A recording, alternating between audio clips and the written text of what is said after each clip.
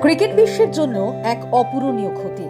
না ফেরার দেশে চলে গেলেন সর্বকালের অন্যতম সেরা অলরাউন্ডার কিংবদন্তি স্যার গ্যারি সোবার্স। 89 বছর বয়সে তাঁর মৃত্যুতে ক্রিকেট হারালো এক স্বর্ণযুগের শেষ প্রতিনিধি। স্যার গ্যারি সোবার্স শুধু একজন ক্রিকেটার নন, তিনি ছিলেন ক্রিকেট ইতিহাসের এক জীবন্ত কিংবদন্তি।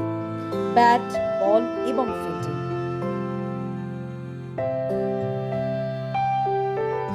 তিন ক্ষেত্রেই তার অসাধারণ দক্ষতা তাকে সর্বকালের সেরা অলরাউন্ডারের মর্যাদা এনে দেয়। তার ক্যারিয়ারের দুটি কীর্তি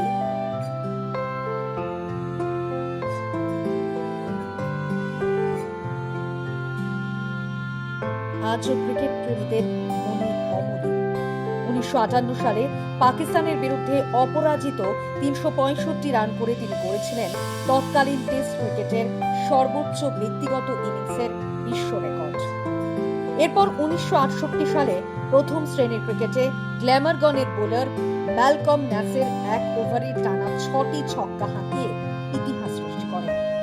ক্রিকেটে প্রথমবার এক ওভারে 36 রান তোলার সেই রেকর্ড আজও আইকনিক মুহূর্ত হিসেবে স্মরণীয়। দীর্ঘদিন ওয়েস্ট ইন্ডিজকে সফলভাবে নেতৃত্ব দিয়েছেন সোবার্স।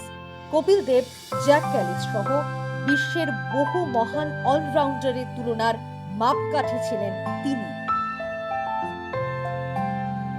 ক্রিকেটে অসামান্য অবদানের স্বীকৃতি স্বরূপ তিনি ব্রিটিশ রাজ পরিবারের নাইটহুড সম্মান লাভ করেন।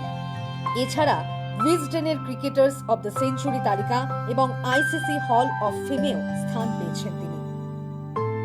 স্যার গ্যারি সোবার্স আজ আর আমাদের মধ্যে নেই, কিন্তু ক্রিকেট যত দিন বেঁচে থাকবে তত দিন তাঁর নাম শ্রদ্ধার সঙ্গে উচ্চারিত হবে। ডন ব্র্যাডম্যানের মতোই ক্রিকেট ইতিহাসের পাতায় তিনি চির অমর হয়ে থাকবেন।